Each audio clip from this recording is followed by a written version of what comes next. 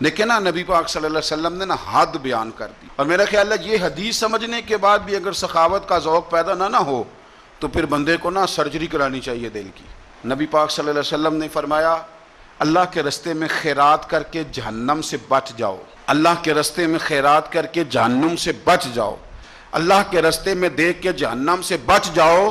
اگر کچھ نہ ہو سکے تو کھجور کا ایک ٹکڑا ہی اللہ کے راستے میں خیرات کر دیا کرو۔ اگر یہاں بھی ذوق یعنی کھجور بھی پوری نہیں، کھجور کا ایک ٹکڑا، ساری زندگی یہی رونا رونا ہے ہم نے کہ غریب بڑے ہیں، بڑے حالات خراب ہے، ماڑے بڑے ہیں، پوری نہیں پڑتی، اس سے آگے بھی جانا ہے کہ ادھر ہی رہنا ہے۔ دیکھو یاد رکھو، اچھے طریقے سے سمجھ لو کہ فرمایا صدقہ دے، چاہے کھجور کا ایک ٹکڑا ہی دے، ایک ٹکڑا کھجور کا۔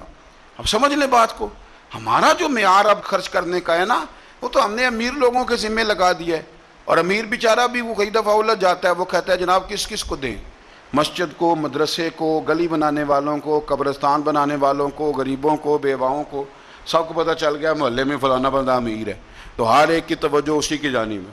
اور میں نے تو اپنی زندگی میں یہ بھی دیکھا ہے کہ امیر کے پاس پیسے آ جائیں تو لوگ اس طرح شکوہ کرتے ہیں کہ دیتا نہیں، جیسے اس کے نہیں اس بیچارے کے پیسے ہیں۔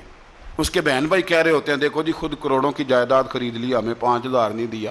بھئی خدا کے بندے پیسے اس کے دے چاہے نہ دے۔ تو جب ہم سارے مل کے سخاوت کریں گے، جب امت ساری یہ شعور پیدا کرے گی، بیدار کرے گی اپنے دل میں باتیں کہ میں نے اللہ کے راستے میں کچھ دینا ہے۔ میں اکثر کہتا ہوں کہ ایک پوری یونیورسٹی قائم کر دینا بھی بڑا کمال ہے کہ میں نے اپنے شہر کے اندر ضلع میں ایک یونیورسٹی قائم کر دی، اور ایک مدرسہ قائم کر دینا قرآن و سنت کا بہت بڑا کمال ہے۔ لیکن ہم یہ سارا کچھ نہیں کر سکتے، ایک غریب بچے کا خرچہ تو اٹھا سکتے ہیں کہ نہیں؟ اگر آپ نے ایک غریب بچہ باشعور کر دیا، تعلیم یافتہ ہو گیا، تو آپ نے یونیورسٹی کا کام ہی کیا ہے۔ لیکن ہم اس طرف بھی آنے کو تیار نہیں ہوتے۔ اپنی قربانی کے لحاظ سے ماحول کو سخاوت کا رنگ دیں، ماحول کو ذوق کا رنگ دیں۔ ہمارے ہاں لوگ پوچھنے لگ جاتے ہیں کہ قربانی کا سارا گوشت گھر میں رکھنا جائز ہے؟ بالکل جائز ہے۔ سارا گوشت کیا، پورا اونٹ آپ گھر میں کھا لیں، شریعت آپ کو منع نہیں کرتی، لیکن کس نے کان میں بتایا تھا کہ قربانی کے بعد گوشت ملنا ہی نہیں؟ آپ یقین کریں، پوچھیں الیکٹریشین لوگ جو یہ کام کرتے ہیں، مکینک لوگ، ان سے پوچھیں، وہ کہتے ہیں سب سے زیادہ فریزر کا کام آنے لگ گیا ہے، لوگ فریجیں ٹھیک کرا رہے ہیں اس لیے کہ گوشت سٹاک کرنا ہے، پتہ نہیں اس کے بعد کوئی بکرا ہاتھ آئے کہ نہ آئے، آخری سمجھ کے کھانا ہے۔ ایسا نہ کرو۔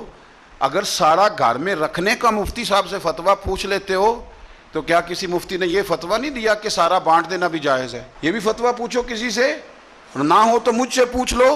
قربانی ساری رکھنی بھی جائز ہے اور ساری بانٹ دینی بھی، ایک لقمہ بھی نہ کھائیں، ساری بانٹ دیں۔